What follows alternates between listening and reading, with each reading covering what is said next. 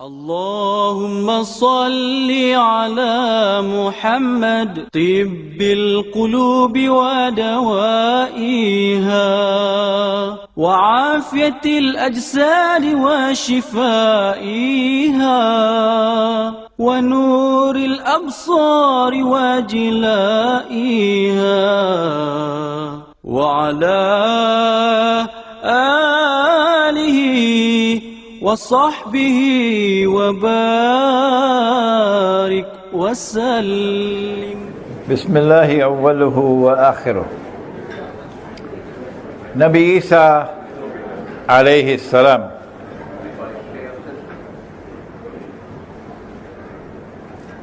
who was crucified? Was it Nabi Isa alayhi salam? Or was it his youngest student, or was it Judith? I don't know who is Judith. Dr. Umar's eye will have to tell me who is Judith. However, my answer is no one was crucified. Because I don't buy the theory of the jumbo jet coming out of the Vatican. I don't buy the theory of substitution. No. But I did say to you, if that's your choice, that's your choice. But you're going to have to answer to Allah on Judgment Day. Because only Allah can do it. He is fa'alul lima yurid. You were saying that Allah caused someone else to take on the appearance of Nabi Isa alayhi salam. And that person was crucified who was innocent of ever having made a claim to be the Messiah. It's an act of injustice. So if you want to hold on to the theory of substitution, that's your choice, but you're going to have to answer on Judgment Day. I reject the theory of substitution, and I hope you respect my choice. So my choice is no one was crucified. No one was crucified. An attempt was made to crucify Nabi Isa alayhi salam, but it did not succeed. And I explained to you why it did not succeed, what it is that actually happened. What is your basis for believing? I can't answer all these questions. I'll need a whole one day to answer all of these questions, okay? So I have to choose. What is your basis for believing that Nabi Isa alayhi salam and Dajjal in person and Imam al-Mahdi about 20-30 years away from now? Is it just the Lake of Galilee? I actually stick my neck out. And in the process, I become vulnerable to being attacked. When I make this prognosis, when I make this calculation, the reason why I'm saying 20 to 30 years from now is because I don't want you to believe that it's 200 or 300 years from now. That's why. I want you to get some feel of the urgency of time. And so feel of the moment in which you are now located, that is not far from now. I calculate that a day like a year was a long period of time. When the world experienced, among other things, Pax Britannica. And that a day like a month was a shorter period of time, in which the world experienced, among other things, Pax Americana. I'm a student of international relations, and therefore I have to explain Pax Britannica and Pax Americana. And I assume that Pax Judaica is going to succeed Pax Americana. Namely, Judaism is going to return to the world as the perfect religion. And mankind is going to be seduced into returning with the Jews to this golden age when the truth will once more come to clean up all the rubbish in the world. That's coming. Pax Judaica. And that Pax Judaica will be in the world for the briefest period of time. And it is at the end of Pax Judaica that Dajjal will have his khuruj. I calculate that it is only Allah who will determine when Imam al-Mahdi will make his appearance. It's Allah who will decide. And Allah will not send Imam al-Mahdi into the world to inform and declare to the world, I am the Imam. The Imam could be there. Nobody would know that he is the Imam. Maybe he himself would not know until Allah informs him. But the public declaration that I am the Imam al-Mahdi cannot take place until Dajjal has declared, I am the Messiah. Because if he declares, I am Imam al-Mahdi, every Jew and every Zionist know about the hadith on Imam al-Mahdi. Some of them know him better than you all. And so nobody is going to accept him as the Mahdi. Sorry. Nobody is going to accept him as the Messiah. No one. Until he attacks and he kills Imam al-Mahdi.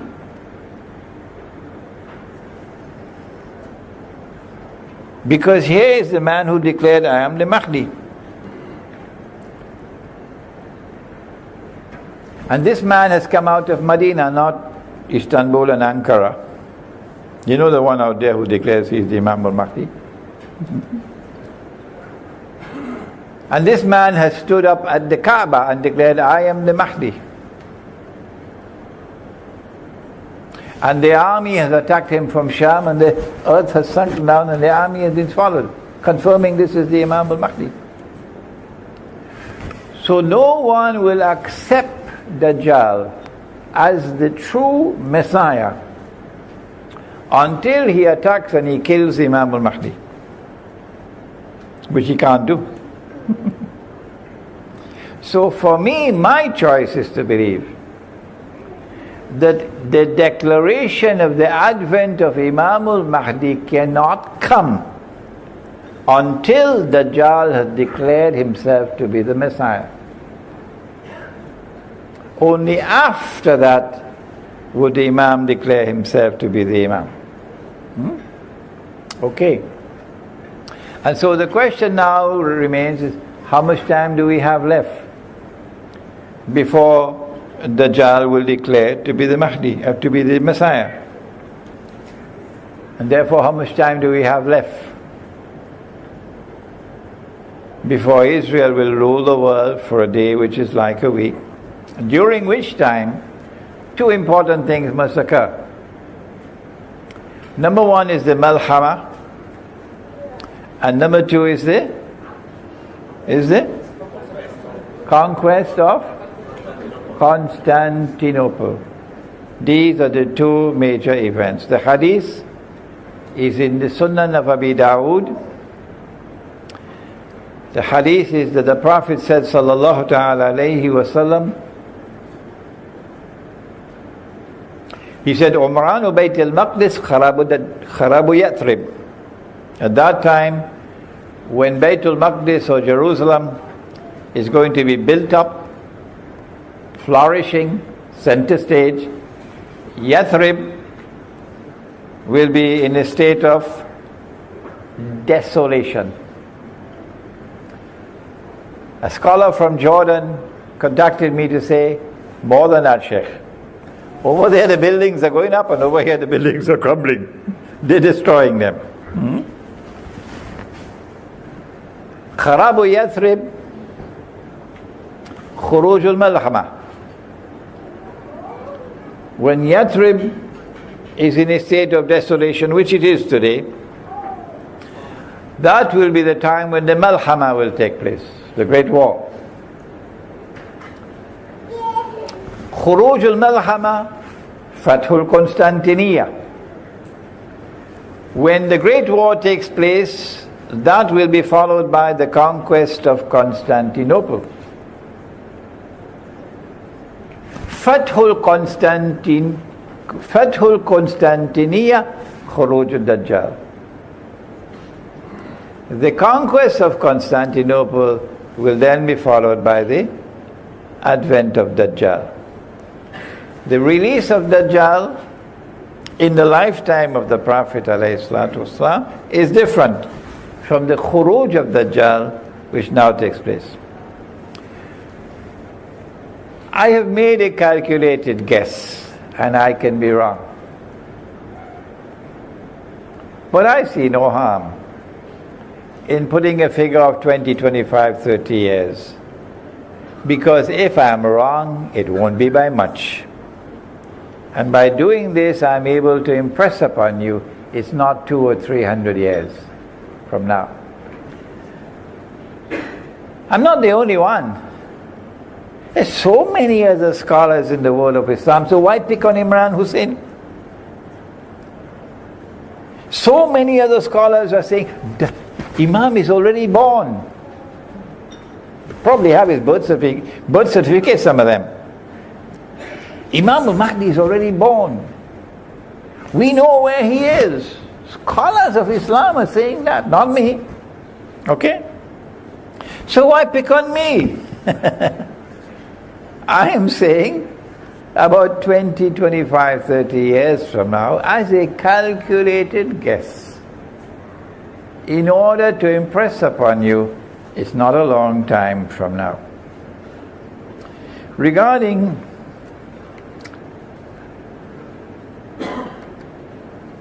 the stoning to death, the abrogation of the punishment of stoning to death in the Quran, I believe I have spoken on the subject with clarity.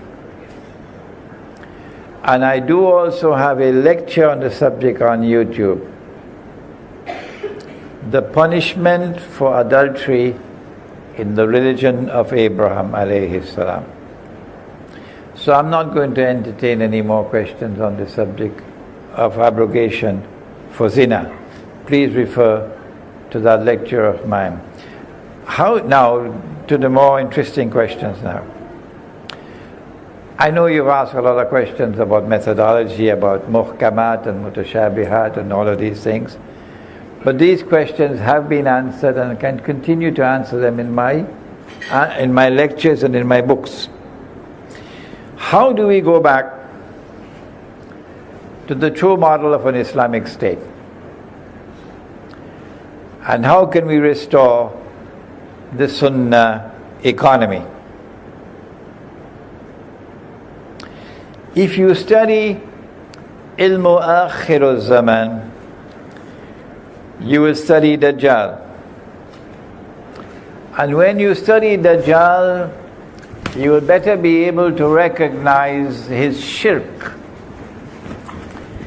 There is a hadith which is quoted in the Musnad of Imam Ahmad, that it will be more difficult to recognize his shirk than it would be to recognize a black ant on a black rock in the darkness of the night. Okay? Very difficult. I say, and there's a chapter of Jerusalem in the Quran which deals with the subject, that the modern model of a state which came out of Western Europe, not Eastern Europe, out of Western civilization, the modern model of a state, for which the Khilafah state had to be destroyed, that modern model of a state, the modern secular state, is built very firmly on the foundations of shirk. It no longer recognizes Allah as Al-Malik, the sovereign. The state is Al-Malik. It no longer recognizes Allah as Al-Hakam, the supreme lawgiver. The state is Al-Hakam. It can take what Allah has made haram and make it halal. It's done it already. It can take what Allah has made halal and make it haram. It's done it already. What more do you need? What more do you need to recognize that when you vote in the elections for the modern secular state, you are validating Dajjal's model of a state. You are entering into shirk. And 999 out of every 1,000 in Akhiru Zaman are going into the hellfire. Sorry for raising my voice there, but that is Sahih Bukhari. 999 out of every 1,000 in Akhiru Zaman, because Gog and Magog is there, are going into the hellfire. You can only say 999 out of every 1,000 into the hellfire if you are Ar-Rahman and Ar-Rahim and Al-Ghaffar. You can only do it if it's because of shirk, because Allah will forgive all sins except shirk. So the modern secular state is built on shirk. Can I destroy that modern secular state today around the world? Be realistic. I cannot. And so what do? I say, if I cannot establish Islam authentically at the macro level, let me do it at the micro level. If you have a better answer, let me hear your answer. Hizb ut-Tahrir says it is possible to do it at the macro level. I say, go ahead. I'm not stopping you. Go ahead. I never stopped you. But because of my knowledge of ilm akhir zaman, I come to the conclusion it's not possible at this time at the macro level. But 20, 25 years from now, they're going to be running. And they're going to be hiding behind trees and stones 20, 25 years from now. When Imam al-Mahdi returns, he's going to be our Imam. كَيْفَ أَنْتُمْ إِذَا نَزَلَ عَلَيْكُمْ نُمَرِيَمْ وَإِمَامُكُمْ مِنْكُمْ. So the Khilafah is returning.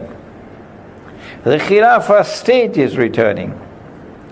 It is a state which recognizes Allah as Al-Malik, like Holy Israel. It recognizes Allah as Al-Hakam, the supreme lawgiver, as Holy Israel. And what Allah has made haram, the Khilafah state enforces as haram. And what Allah has made halal, the Khilafah state enforces as halal. That is coming. And it will come with Imam al-Mahdi. But my position is, because Gog and Magog control power in the world, it cannot come before that.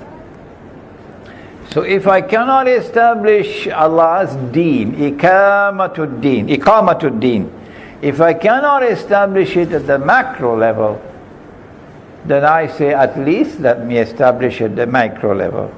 And that's the Muslim village. Questions from the third session. We got 24 minutes left. A question on Islamic finance, and we have some of you who have come specially for Islamic finance. So methodology can wait. What is the role of Islamic finance in the study of ilm akhir zaman? We have people here who are doing their PhDs in Islamic finance, and some are doing their masters in Islamic finance. So we have some interesting participants here today. I think that's the biggest battleground of all, finance. Because Dajjal is attacking on two fronts, both riba. He's attacking through the banking system. And you should read John Perkins' Confessions of an Economic Hitman.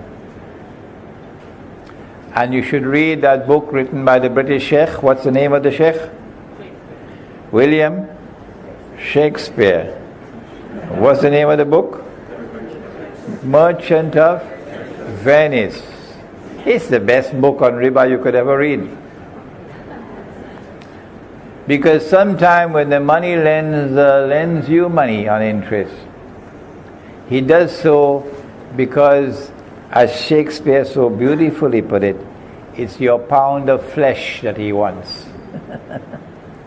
John Perkins has explained it. Sometimes they lend you money on interest so they can become rich at your expense. But other times they lend you money on interest so that they can enslave you. That is one of the part of the subject. But that's not the monetary economics. That's not the finance. The other part of the subject is the finance part, where the International Monetary Fund prohibits the use of gold as money. Allah has made the dinar halal. He mentions the dinar in the Quran. And the dinar is not made of paper. A dinar is of gold. If Allah makes something halal and you make it haram, what is that sin called? It's called shirk. Why are you afraid to say so? If Allah makes something halal and you make it haram, that is shirk. And if I follow you in what you have done, then I also commit shirk. The International Monetary Fund, set up so skillfully by the Zionists, through Bretton Woods, the Bretton Woods Conference of upstate New York, the International Monetary Fund prohibited the use of gold as money in order to pave the way for the monetary system of bogus and fraudulent paper currencies to take control of the world. That system of bogus and fraudulent paper currencies have been used to bring about the most massive transfer of wealth in human history. The most massive and unjust transfer of wealth in human history, from the unsuspecting masses to a global predatory blood-sucking elite. Somebody just reminded me, Sheikh, you used to use this language 10 years ago. And that massive transfer of wealth is still taking place. And yet you're going to apply to the IMF for a loan on interest? And don't you have any sense? My book entitled The Gold Dinar and Silver Dirham, Islam and the Future of Money, is only 50-something pages long. Deliberately so. So you have no excuse for reading it, for not reading it. What do we do? When you understand that to take a piece of paper, to print a picture on it, to put a number on it, and then to assign to that piece of paper an entirely fictitious value, is haram. Only Allah creates wealth out of nothing. And for you to attempt to create wealth out of nothing is shirk. So long as we remain attached to the world of paper currencies, which is now on its way out, and to the electronic monetary system or the digital monetary system which is coming to replace it, it's already there, we are going to be trapped in a money system of the world that they created and they control and they use to their advantage unjustly. We're going to be trapped in the equivalent of a financial Guantanamo. What do we do? This is what I could not complete in the last session. Answer. When you know that you have abandoned the Quran and the Sunnah, make tawbah. Tawbah means to turn around. And return to the Quran and to the Sunnah that you've abandoned. The dinar is in the Quran. Somebody should tell Bank Negara that for me, please. The National Bank. The dirham is in the Quran. So return to the dinar and the dirham. And returning to the dinar and dirham means returning to it in your pocket, not in a vault in some bank. and use the dinar and dirham for buying and for selling. So if you want to build a hut in our Muslim village, you'll have to pay for it with dinar and dirham. So that hut would be halal. Is it possible for you to have a market in which you can use dinar and dirham for buying and selling? They won't allow it. Not in the cities. I don't think it's possible. But in the remote countryside, in a Muslim village, I say yes, it is possible. At least try it. So at least we will be trying at the micro level to return to Islam. We will be trying at the micro level to be a people who will be sincerely following the Quran and Sunnah. At least at the micro level. And if we are not allowed to do that in a remotely located village and they send the army and the police against us, we go to hide in a mountain. But we're not going to give up Islam. We prefer to hide in a cave in a mountain, but we're not going to join your godless society.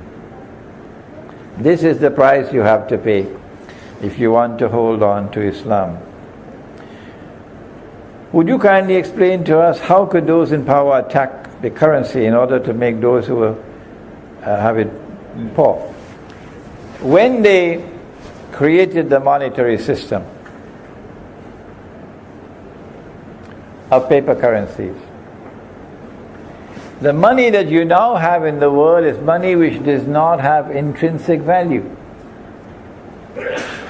The value of the money is not inside the money. No. The value of the money that Allah gave to us is intrinsic. It is value created by Allah. So if you want to rob me, you're going to have to come and put your hand in my pocket and take my money out of my pocket.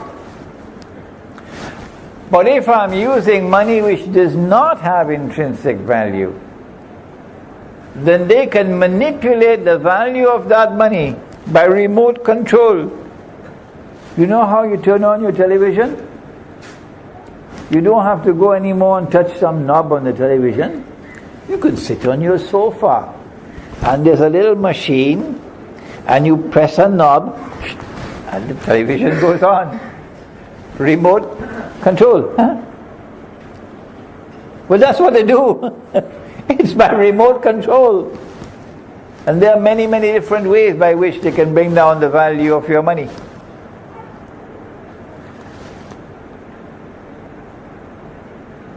And as they attack you and they cause the value of your money to decrease and decrease and decrease, there is a massive transfer of wealth from the unsuspecting masses to a predatory elite.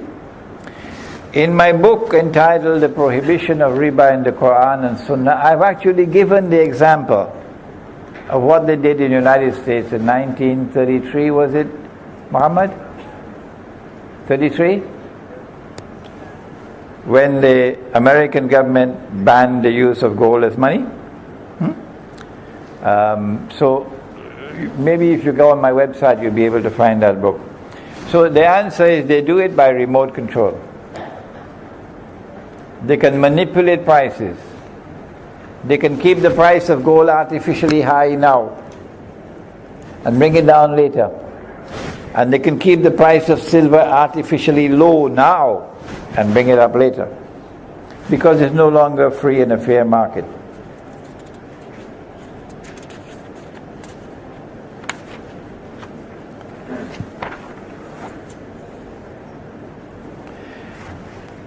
What's the explanation of the present political situation in the Middle East and what's going to happen next? Why have the Zionists and the media worked together to kill the revolution in Bahrain, but to allow it to take place in Egypt and Libya? Egypt did not experience a revolution. Egypt experienced an uprising.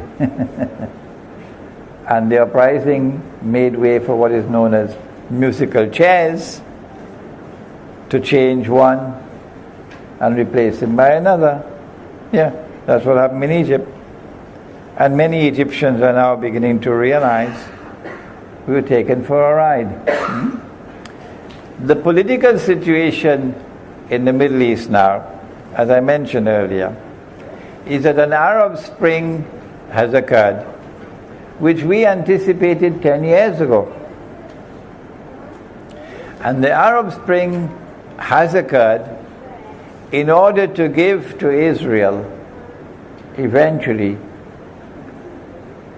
casus bellum, a cause for waging war that will make Israel appear to be doing something which is just. The Arab Spring is meant to bring to power Islamic movements, Islamic governments, and then make these Islamic movements and Islamic governments appear to be agents of terrorism. And then get the world to be frightened and scared. And when you control the media, it's not too difficult. That Islam now menaces the world. Mankind is being menaced by Islam. When Israel and the Zionists succeed in brainwashing mankind, and you know Dajjal has his army of warriors, don't you? Dajjal's warriors are those so-called mujahideen who have eyes and yet cannot see. So when Dajjal tells them, rise up and fight, they go to Syria and they fight. When Dajjal tells them, rise up and fight, they go to Libya and to fight. Dajjal's warriors. When Dajjal's warriors take over the areas around Israel, then the media will be able to portray these as bloodthirsty Muslims who pose a great threat to mankind. And therefore Israel will be acting not only on its own behalf, but on behalf of mankind, in saving mankind from this menace, from the threat of Islam that is a bloodthirsty religion. And then Israel can wage the wars that are already pre-planned. I explained this 10, 11 years ago. This is what's now happening. I would go on to say that I expect that the next move on the chessboard is likely to be an attack on Syria launched by Turkey. I hope I'm wrong. I really hope I'm wrong. I wish I'm wrong. But if they succeed and they get the Turkish armed forces to launch an attack on Syria, the Turkish armed forces could say, we're doing this on behalf of Sunni Islam, and use an attack on Syria to further ignite Sunni Shia civil war in Islam. I think, and I suspect, that is the master plan. To provoke Sunni Shia civil war, not just to take over Syria. And that Sunni Shia civil war, if it takes place, that's goodbye to Pakistan. The target is Pakistan, because Pakistan is the only Muslim country with nuclear weapons. And Israel cannot wage her great wars while there is a threat that Muslims can respond with a credible weapon, nuclear weapons. So Pakistan has to be attacked and denuclearized. The nuclear plants have to be destroyed. I wrote a Muslim response to the attack on America, there it is, 11 years ago. And in that booklet, I mentioned this analysis 11 years ago. When Pakistan is attacked and the nuclear plants are destroyed, the nuclear weapons are destroyed, then in order to ensure that Pakistan should never rise again to become a nuclear power, you're going to have to break up Pakistan into bits and pieces. But if that's the fate awaiting Pakistan, a similar fate awaits Egypt. A similar fate awaits Egypt. Because they have to take all that territory from the River Nile to the Euphrates and occupy it and make it part of the Holy Land. So what are you going to do with the Egyptian people? They're going to rise up. They're going to build themselves again into a formidable force. So in order to prevent that, you're going to have to break up Egypt into bits and pieces. And you're going to have to control them piecemeal. The Zionists in Libya controlling one part. The Zionists from Israel controlling another part. And then you have the south of the Sudan, which has now allied itself with Zionism, with Israel. So Israel will be attacked from three sides. Egypt will be attacked from three sides, and you have a blockade on the sea from the Mediterranean. A naval blockade. So there's no hope for Egypt. These are events that I see in the political landscape. The economic landscape is economic slavery. And the financial landscape is a financial Guantanamo. Isn't it not time for the world of Islamic scholarship to wake up? I'm doing my little piece, my little bit. But you have the work to do beyond when Allah calls me away. To do what you can to wake up the world of Islamic scholarship. Do we have any time for questions from the floor? Okay. 2018 for goodbye for the dollar. I didn't think it'd last that long. And 2025 for one world government when Israel takes over. Okay, that's interesting. Yes? Kashif, is it? Yes. Kashif. You had mentioned about the next political move that is happening. Nowadays in the news we constantly hear about Israel threatening Iran. Is that the main target, or is that just a ruse? Is that just something to distract? Just curious. And if that happens, is that something going to set the whole region aflame? I have a lecture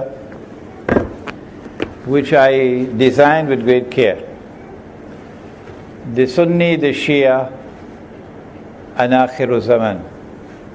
It's on YouTube, on my website, in which I have looked at the origin of the Shia movement. And I did it very carefully, and I did it with very courteous language. Very courteous language, yeah. Yes. And I did point out that someone took them for a ride when they came with this theory of hereditary succession, and that the leadership role is restricted to the family of the Prophet ﷺ. But I did say that when they stood up at Karbala, this was the most authentic expression of Islam on the face of the earth at Karbala. It stood up refusing to compromise in the face of oppression. This is Karbala. And there's unfinished business on the battlefield of Karbala. And when Imam al-Mahdi comes, that unfinished business will be finished. So I paid the utmost tribute to those who died at Karbala. But their sacrifice was hijacked. And this came into being, which is an inauthentic expression of Islam. And of course, many Shia were annoyed with me. Many Shia. But I think that when the attack on Iran does take place, it will not be basically because of any nuclear threat from Iran. No. It is because they want to bring about regime change in Iran. They want to bring about a change of the regime, because this regime in Iran and Islam has taught us to put a good meaning to things until you have evidence to the contrary. So when Iran overtly supports the cause of the Palestinians, when Iran publicly opposes Israel, when Iran enters and seeks an alliance with Russia, doing all the things which others are not doing, okay? We accept these things at face value. We put a good meaning. This is a regime, therefore, in Iran that they would like to change. And an attack on Iran would be for the purpose of bringing about such regime change that you'll have a regime in Iran which would betray Islam and enter into an alliance with Israel, similar to the monstrous betrayal of those who control power in Saudi Arabia. Saudi Arabia has today become an open ally of Israel. Qatar has today become an open ally of Israel. These are not Sunni states. These are the people who have betrayed Allah and His Messenger. That's what they want in Iran. Yes, Kinan from Syria. Last question, Kinan, you're lucky. Thank you very much. My question is in regards to Dabbatul Ard. Dabbatul Ard. The hadith of Tamim al-Dari goes to great detail in explaining the physical appearance of Dabbatul Ard, where you cannot tell its front from its end. It's covered with The hadith of Tamim al-Dari, hadith of Tamim al-Dari speaks about the Jassasa. Okay. That's different from the Dabbatul Ard. Okay. Okay, go ahead. So the Dabbatul Ard, in one of your lectures, I'm confused about the concept of between Jassasa and Dabbatul Ard. Okay. So if you can just explain. Okay. Jassasa, wala tajassasu. Suratul Hujurat. Wala tajassasu. Jassasa. Someone who spying. So the island where Dajjal is going to be located when he is released, and this is the book that deals with that subject, Jerusalem in the Quran. That island is an island with expertise in espionage, spying, James Bond kind of stuff. And I identified it as Britain. But Dabbatul Ard is another subject. And that is located in the Quran, Dabbatul Ard. The ahadith on Dabbatul Ard are so few that it is difficult to get a handle on the subject. I expressed an opinion. The Dabbatul Ard, or the creature, the beast of the Holy Land, is the state of Israel. But this is my opinion. And I warned you not to accept my opinion, didn't I? Until you're convinced that it is correct. But Sheikh Safar al-Hawali, Saudi Arabia, who is a sheikh I respect, he's a man who thinks. He's a man with insight. That's why he went to jail. Sheikh Safar wrote a book entitled Yawmul Ghadab. And in that book he says, this is my opinion, that the Dabbatul Ard is a Zionist movement. Between his opinion and my opinion is a line as short as this. Our two views are almost the same. But we are expressing an opinion. We can be right, we can be wrong, and Allah knows best. Okay? Allah fahab li taubata waghfir dhunubi fa innaka ghafiru dhanbi al-azim ilahi lasdu lil firdausi ahla wa la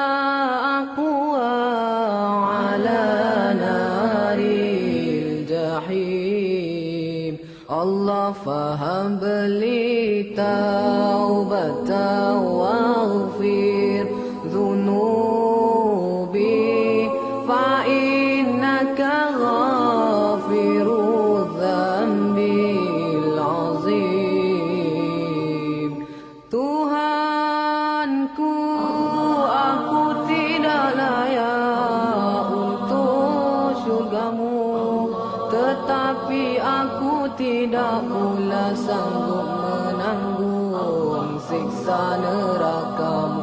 Dari itu kurniakanlah ampunan kepadaku, ampunkanlah dosaku. Sesungguhnya Engkaulah pengampun dosa-dosa besar. Tuhanku, aku tidak layak untuk syurgamu, tetapi aku tidak pula sanggup menanggung siksa nerakamu. Dari itu kurniakanlah ampunan kepadaku, ampunkanlah dosaku. Sesungguhnya Engkaulah pengampun dosa-dosa besar. Ilahi lastu lil firdausi a'la wala aqwa ala naril jahim. Allah fahabli taubatan waghfir dhunubi fa innaka ghafiru dhanbil azim. Ilahi lastu lil firdausi a'la wala aqwa ala naril jahim. Allah fahabli